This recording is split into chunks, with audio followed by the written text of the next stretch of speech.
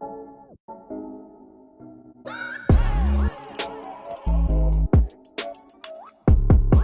right, guys, I got a special guest with us here tonight, and he's been talked about here on the show. It's actually the second time he's actually helped me for Lion Fights. Not only that, not only is he helping us on the media side, but he's also supporting the East Coast on the fighter side of the world. What's going on? We got Colby, the Prodigy Naylor, joining us, everybody. What's going on, Colby? What's going on, Eddie? Good to see you, brother.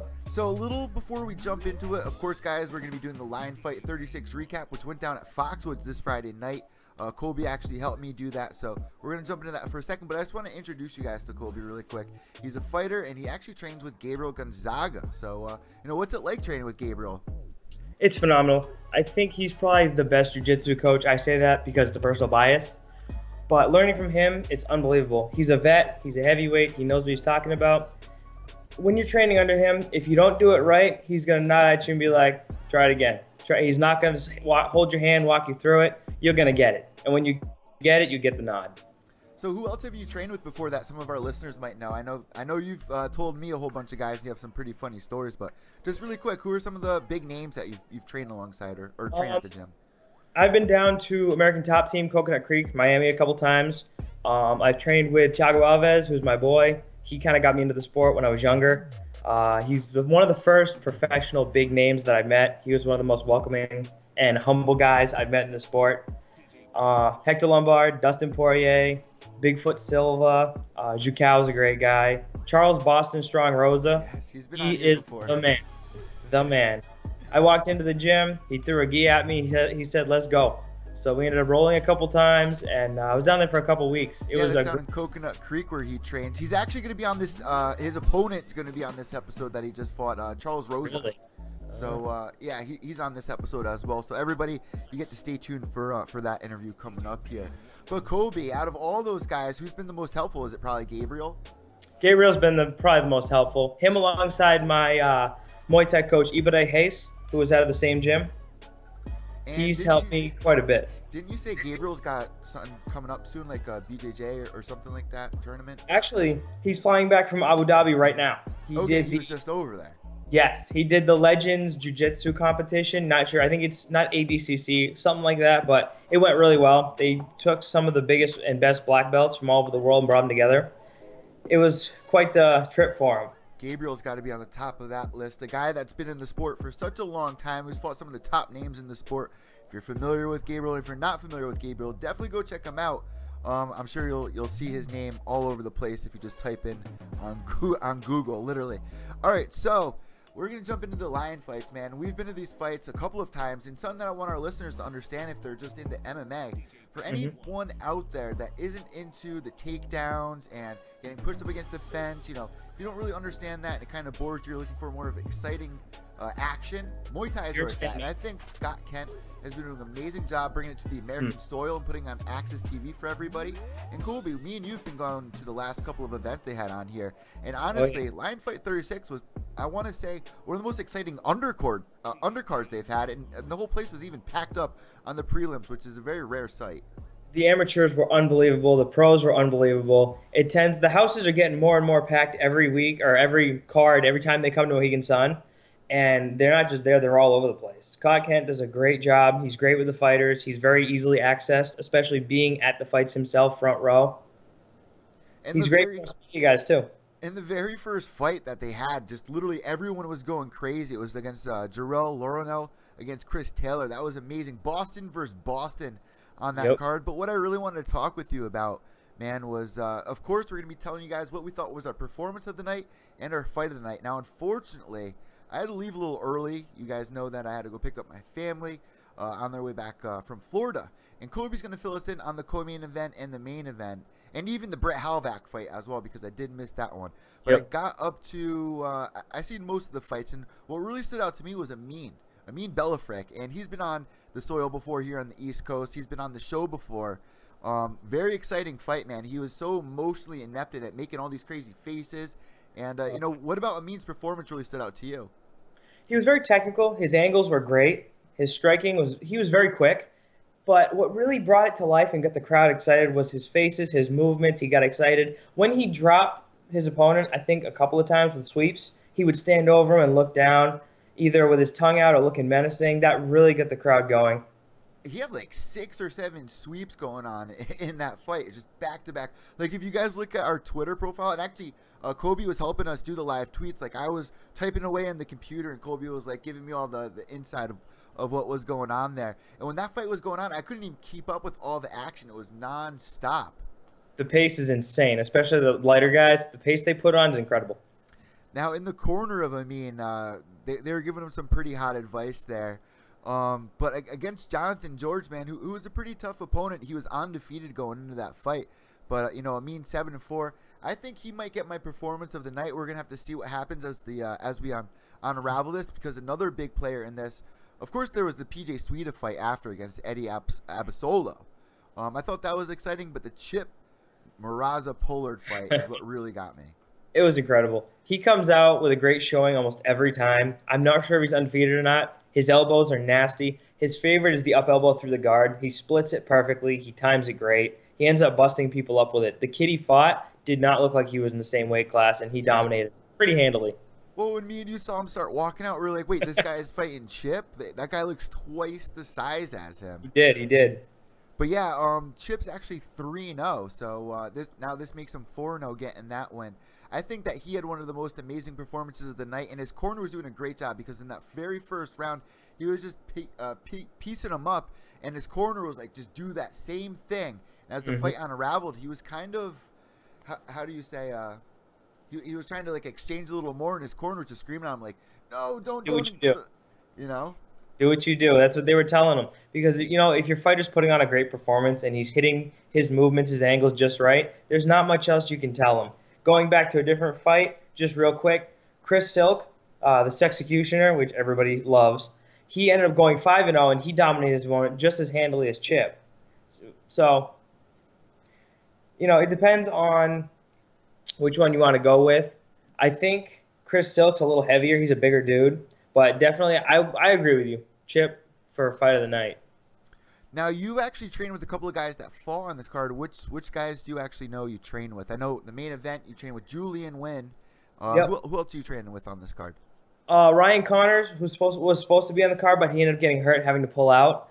I think Julian was the only one out of our gym to fight in the card this time. But we've had Michael Triana. We have a couple guys that are supposed to be on up-and-coming cards, so keep an eye out for Team Link Muay Thai. But, yeah, Julian was the only one that night. You know what's a real shame is that they don't air any of the prelims for Lion fights, and I'd really like them to get going with that, because they've been putting on some exciting fights. And a lot of those guys that you see in the prelims, you'll also be seeing on UFC Fight Pass for Glory Kickboxing as well. I've seen a couple of the guys. Rich Abraham is one. He's done a phenomenal job, especially bringing a crossover from Muay Thai to kickboxing and back and forth. And also the ring girls were a big favorite as well. They actually got to sit next to us, the cute little couple there. But you know what, man? Honestly, as we got further on, I unfortunately had to leave. So I'm gonna have Colby tell everybody what happened with the Brett Halvack fight. What happened? What went down in that? So the Brett Lavacek fight, he was fighting Paul Banchak, who the Reaper. I think I had heard it was his first fight back on American soil. After he lost to Smokin' Joe, right? Yes. I think he took some time over to Thailand or somewhere else to train. It was kind of an interesting fight because we were very close to Paul Banchak's corner, and he came out with a lot of personality. He was showboating quite a bit, playing to the crowd. I don't know what his coaching situation was, but he had 2 cornermen, and his third was Mark Delagrati, who's not his actual coach, I do not think. Because Mark Delagrati was telling his cornermen directions on which route Paul Banchak should take against his opponent. And it was a little frustrating because there wasn't any chemistry because he's not his coach. So Mark was getting frustrated because it was a close fight. I think the first 2 rounds went to Brett. The second 2 went to Paul, and it came down to the last fight. Mark Delagrati in his corner and Paul's corner were yelling just a street fight. Make it dirty, get inside, use your boxing, and stop showboating. He ended up doing that, and he ended up taking the fight. Really? Yeah. Man, Brett has really impressed a lot of people fighting out of New York. He's got a gritty style, but he really sticks to the fundamentals, and it works for him. But you know what, Paul? He's fighting out of East Hartford, man. That's a tough situation if you get somebody in your corner you're not familiar with, but is trying to help you. It could be frustrating. Yep. So I feel that. And Delagrati, man, He's the a man. big name, man. So anyone out there who doesn't know him, Kobe, fill our listeners in on a little history on him. Crew Mark Delagrati, he ended up starting a gym over in Thailand, Sidyotong, and bringing it over to America and starting it up in Boston. They have a couple other branches, not sure exactly where they are, but he's trained the likes of Robert Font. He, like I said, cornered Paul Banchak. I had ended up speaking with him right after the Paul Banchak fight, and I told him, I said, you know what? The reason that fight got taken, you know what? A little bit, some of the credit goes to you for being that damn good that you can just convert yourself into coaching somebody based off the basics of Muay Thai. And you know what? Me and you were kind of laughing about it because he always shows up in these tight ass shirts. He's always showing up in those. Yep. Hey, he always looks good though. I mean, man stays in shape. I've seen him training with Joe Rogan, going back and forth. It's Really? very. Oh yeah. Where'd you catch that? It's all over his Instagram. Whenever they go out to Las Vegas, he ends up getting a thing with them, training session. Joe's got some pretty crazy kicks, man. A lot does. of people don't know that he's had this like whole history inside. It's not like he just popped into the UFC. He's been doing that. He's been part of the UFC since like UFC 13 or 14, Yeah. doing the backstage interviews, and he's also on the new UFC 2 game. You can like play as Joe Rogan, which I think is absolutely hilarious. I think you should be able to play as Ariel Helwani. Oh my God. They did a simulation of Conor McGregor versus Joe Rogan, and he didn't want to say who won the simulation, which was Joe Rogan, which was incredible. Really? Oh yeah. But Rogan actually fought kickboxing and taekwondo before the UFC got big, and he's been asked multiple times if the UFC was around back then, would he have fought? And he says 1,000%. See, a lot of people don't know any of this. They remember him from Fear Factor or whatever. You know what I mean? So Yep. it's just funny. Joe's been around forever. He actually used to be on a show way back in the day called Talk Radio or something like that. It was called with News Radio. Andy Dick. News Radio. What was it called? News Radio. News Radio with Andy Yes. Dick. You remember that? Yep.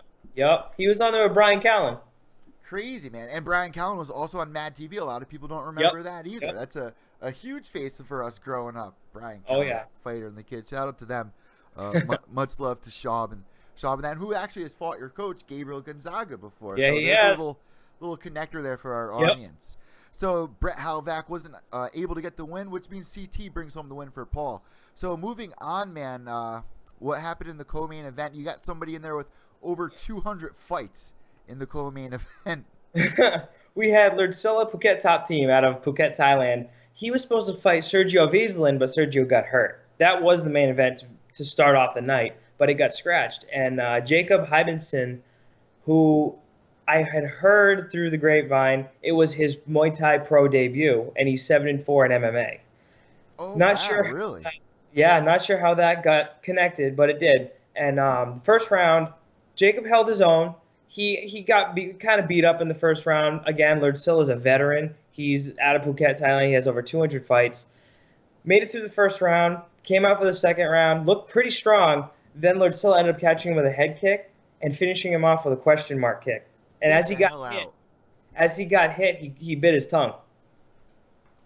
Yeah. Something like this always happens at lion fights. Last time it was Jerry Seitz. Remember that? It was Yep, a bloodbath yep. all over face, like it was out of the Oh, movie yeah. of Carrie.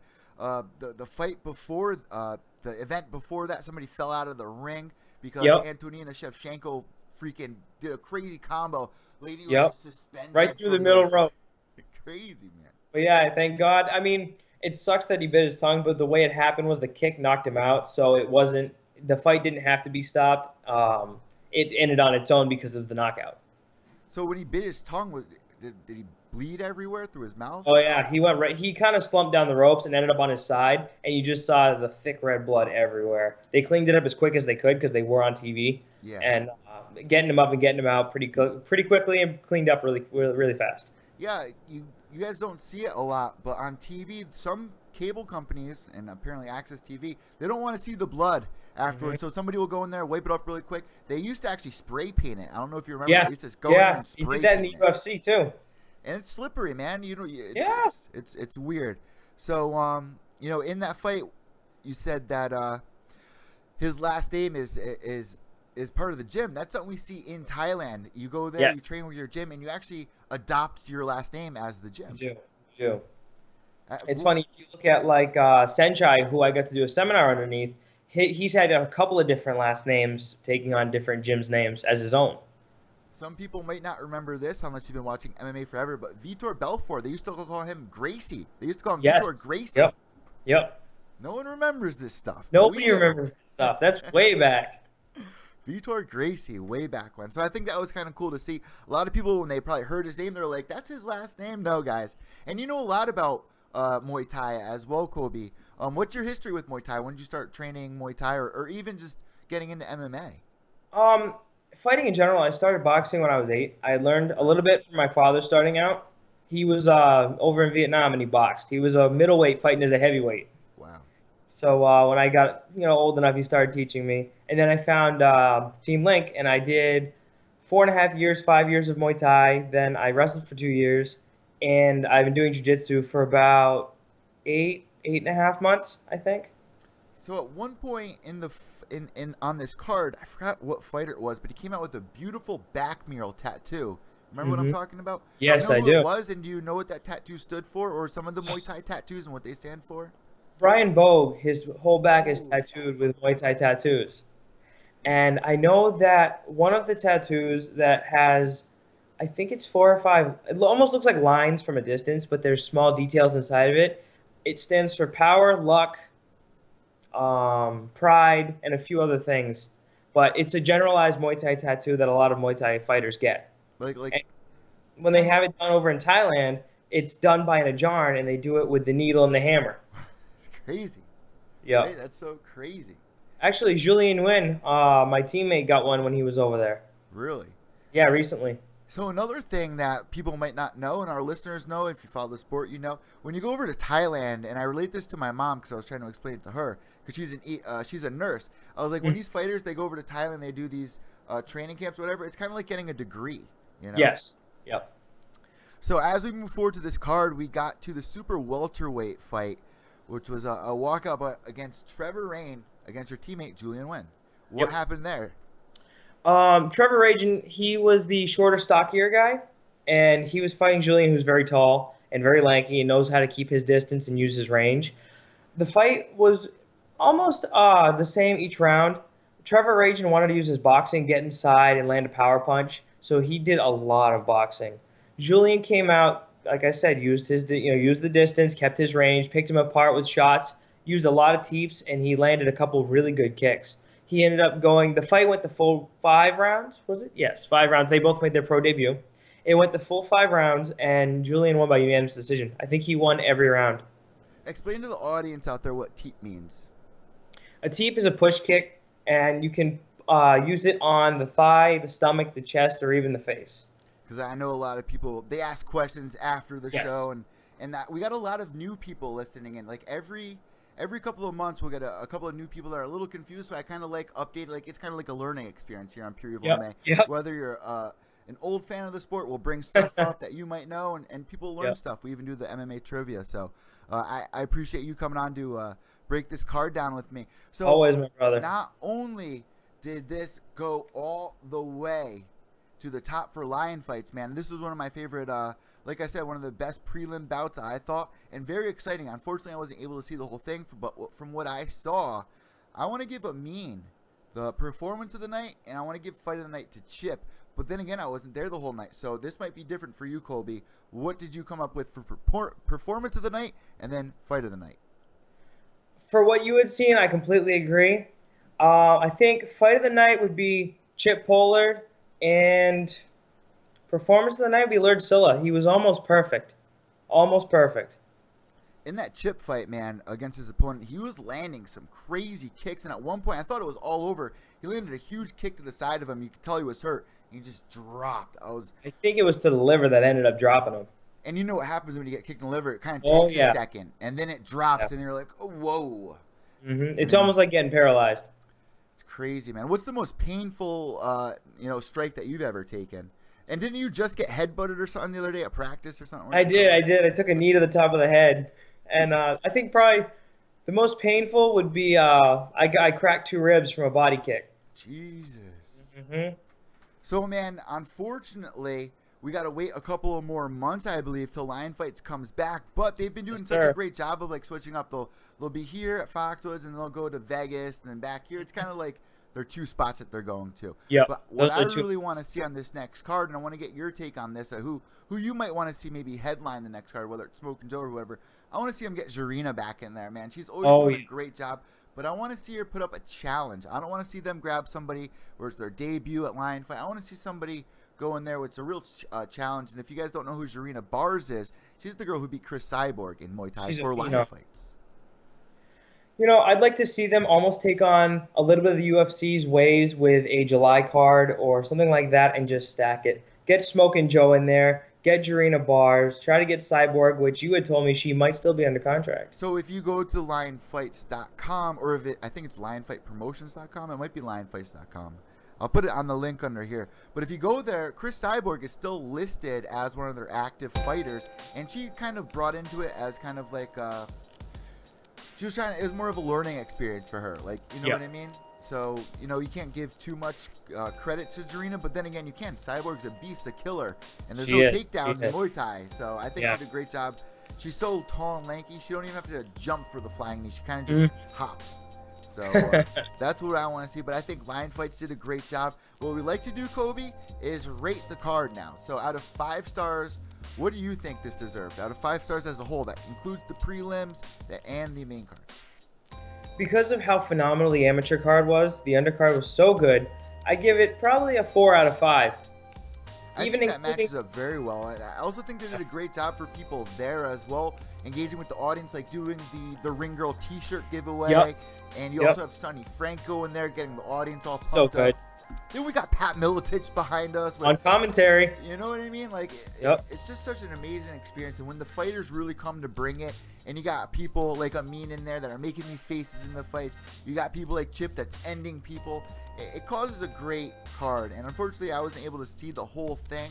I'm a little jealous, but from what I saw, I'm even going to agree. 4 out of 5 stars, and I'm sure if I stood around, I probably could have got another 0.5 in there as well, because it really was that good. And if there's anyone out there that hasn't got a chance to tune into Muay Thai or Lion Fight, definitely check it out. And you don't want to miss it. And Kobe, where can everybody find you, man? On Instagram, Twitter, or Facebook?